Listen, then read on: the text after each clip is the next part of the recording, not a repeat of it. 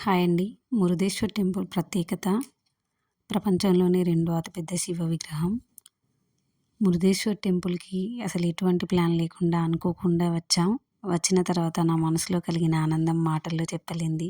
చిన్నప్పుడు పుస్తకాల్లో చదివిన అరేబియా సముద్రం, టీవీ సీరియల్‌లో చూసిన భారీ శివుడి విగ్రహం అవన్నీ ఈరోజు కళ్ళ ముందే నిజంగా కనిపించడం, ఆ సముద్ర తీరంలో నిలబడి ఆకాశాన్ని తాకేలా ఉన్న శివుడి విగ్రహాన్ని చూసినప్పుడు మనసులో కలిగిన అద్భుతమైన భక్తిభావం, ఆ క్షణం జీవితంలో మర్చిపోలేని అనుభూతి.